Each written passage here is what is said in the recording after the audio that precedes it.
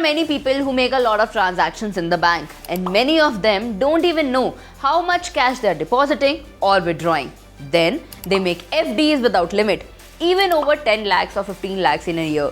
People don't have any idea of the rules. Hello friends, my name is Mansi and you have started watching Bosswala English. In this video, we will discuss all the rules of income tax.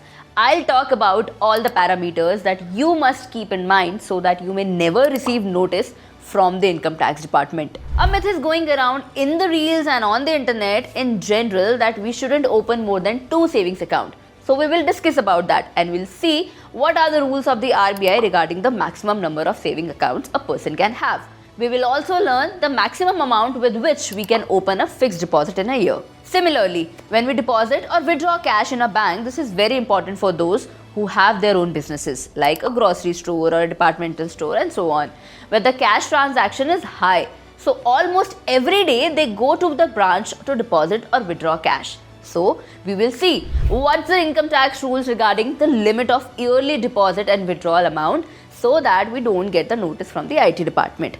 Then there's the UPI transaction. Nowadays we are all using it to receive or send money. The UPI thing I'm talking about. For example, suppose I earn rupees 5 lakhs per year. I am taking 1 lakh or 2 lakh from a friend and transferring it forward. Now, I have disclosed my income as 5 lakhs, but the transaction in my account is 10 or 15 lakhs per year. In that case, it is obvious that I can get an income tax notice. But people keep doing all these transactions without any care. So, we will also look at the rules for the UPI transactions and their limits to avoid getting an income tax notice. Lastly, credit card. Suppose you have a credit card. You may have seen a lot of young people of 18 to 20 years are running their businesses on Amazon or Flipkart with a credit card. And for instance, they order a mobile phone from Amazon or Flipkart. Suppose the mobile phone's cost is 45,000. So they'll use their credit card to get the offer at discount, and let's say that the final price is 42,000. Then what will they do? They'll sell that phone to a shop owner in the local market. Then they'll put that cash and they'll get it from their savings account. Then with that money, they'll pay their credit card bill and then order the phone again. So this kind of a scam kind of thing we can say is going on. So we will see the limit of credit card usage as well. Now this is very clear that this is a loophole. So I'll tell you everything about how to use a credit card properly so that you can avoid getting an income tax notice. So we will discuss all these 5 parameters in this video only. Let's start first with cash. So people who have their businesses or shop, they often do their deals worth rupees 10,000 or 20,000 in a day. But only, for example, we are taking this, they only need 2,000 rupees at their home. They will deposit that amount in their account. And if they need cash, they'll withdraw from the bank directly. So this is a very useful point for those who withdraw or deposit cash a lot. Okay, let me show you on the screen. This is an income tax brochure. So in the brochure, it says the same thing that I'm talking about the cash deposit and withdrawals. The brochure says that you can deposit up to 10 lakhs and withdraw up to 10 lakhs. You can exceed this limit, but in that case, the income tax department may send you a notice. If you don't want to get into the hassle of income tax, so remember that you should neither deposit nor withdraw more than 10 lakhs in cash in a year. Now, for example, if you have deposited 20 lakhs, now if the notice comes, then you should make this thing clear that you do not deposit more than 10 lakhs in one go. You can deposit it like 1 lakh, sometimes 2 lakhs, sometimes under like 5 lakhs sometimes. So this way. So your total amount can be 20 lakhs. Now if IT officials become suspicious about the 5 lakh deposit, then they might ask you to provide certain details about these transactions, where the money has come from and how it was received and how much income you have declared in your ITR. So if that thing is justified from your end, then it is okay. But if that is not, then you may have to pay some fine. Now the point is that how can you justify this? Either you should have a proper evidence of where the money came from and where it was spent, or you must have a proper bill. Only then you can deposit up to 20 lakhs. But if you don't have proper evidence, then don't deposit or withdraw more than 10 lakhs. One more point is that suppose sometimes someone deposits 8 lakhs in a year. So it is guaranteed that the income tax notice won't come. And again, the answer is that it may still come, because according to the IT rules, if you make a single transaction more than 2 lakhs at a time, you may still get IT notice. For example, suppose someone deposited 8 lakhs throughout a year. Sometimes he deposited 50,000, sometimes 1.5 lakh, sometimes 1 lakh. But he never exceeded 2 lakhs in a single transaction. In that case, he will not receive any IT notice. But now suppose he deposited 8 lakhs but made one transaction of 2.5 lakhs. So this single transaction has exceeded 2 lakhs. So the notice can be sent from this transaction. So if you want to avoid this, do not do any single transaction above 2 lakhs. So use this way to avoid all the hassle of the IT department. Now, people often say that IT doesn't send notice and they'll never receive one. Well, the population of the country is almost around 150 crores, but there are limited IT officials. You can consider it as a boon that you never receive a IT notice, but if you receive one, though I hope you don't, then you cannot apologize and say that you were not aware of it. Please understand this, that the IT rule does not accept ignorance. You cannot give this kind of excuse that you didn't know. Suppose there is a transaction of 5 lakhs and you know nothing about it. You are wondering where this came from or where it went and from where did you receive this money. But when you receive the IT notice, you have to give a proper justification of that transaction. And if you don't have that justification, you might be charged with 60% to 400% of penalty. A minimum amount of 60% penalty will surely be imposed and it can go up to 400%. Secondly, it's 2025 and someone says he deposited 20 lakh cash in 2024 and crossed the limit. So the person might get notice as the new financial year is around the corner. Well, here the simple thing is that the IT department can ask for evidence for any transaction of last 8 years. Guys, let me tell you one thing very important. I know I am talking about all the investments and savings right now, but what if you are the only sole earner in your family and something happens to you? Have you ever wondered that what will happen to your family? How will they survive? How will they manage all their finances and everything if you are not around? If something happens to you? But I have a very powerful tool for that, and that is insurance. You can actually protect your family's future with just 600 to 700 rupees per month. And this is not any random number I am talking about. You can actually get a life cover for up to rupees 2 crores. Yes, you heard it right. And the best part, you know, that you can compare over 51 companies in just one place and choose the best policy that suits you. Plus, when you buy online, you can even get up to 15% discount on your premiums. If you are young, then this is the best time to secure your family's future, and that too at the lowest cost. And for this, Policy Bazaar is helping you. You want to know more? Check my description section. Now imagine what if any medical emergencies knock around. But today, with just rupees 400 to 500 per month, you can actually get up to 1 crore health coverage.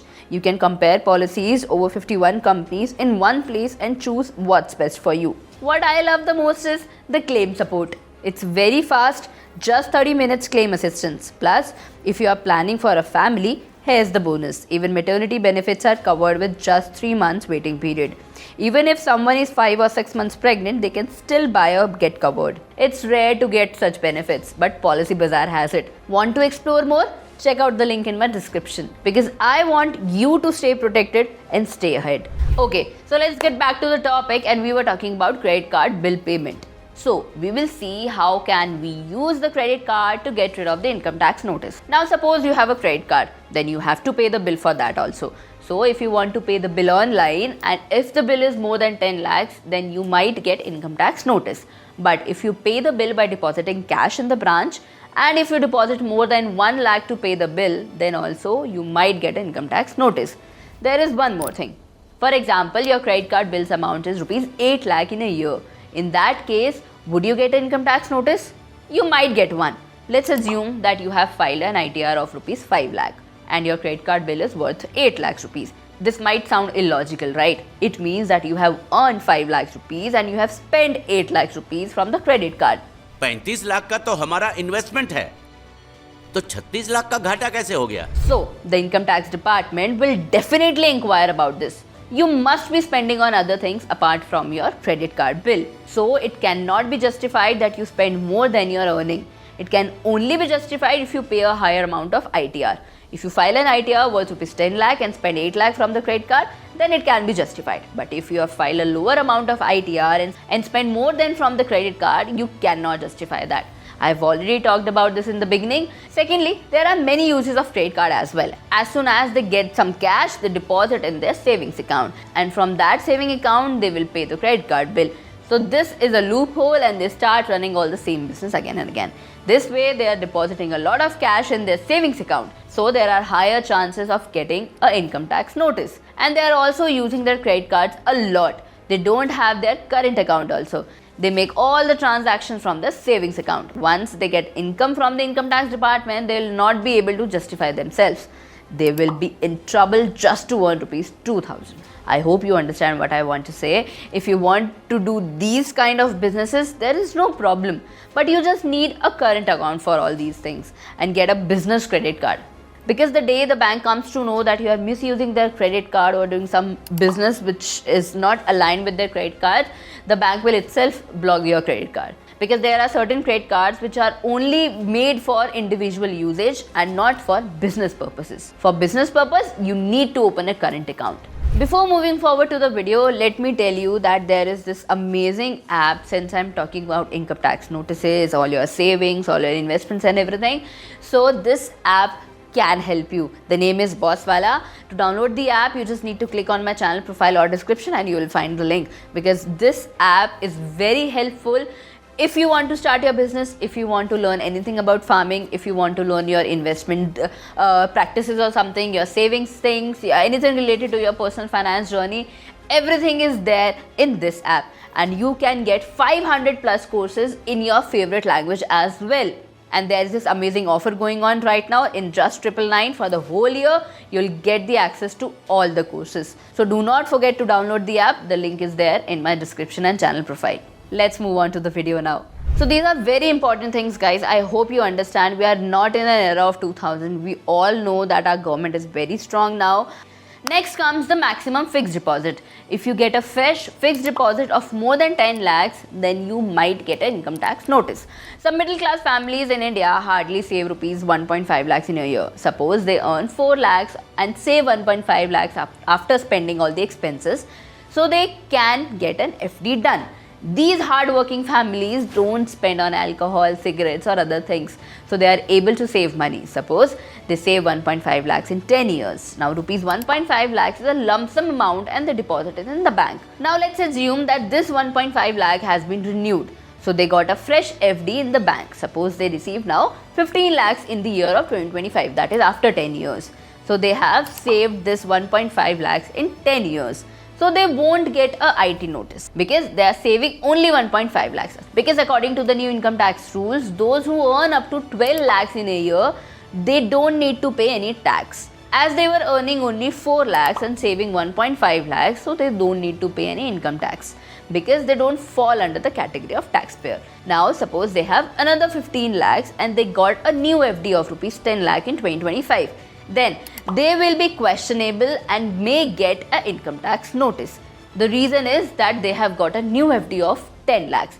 That is why I have said that if there is a fresh FD, then you might get an income tax notice. You won't be questionable for a renewable thing, but for a fresh FD, you might get one. The next question is how many UPI transactions you can get. Many shopkeepers don't open a current account. They accept all payments in their savings account. Sometimes they have a transaction of 50,000 in a day. This is problematic.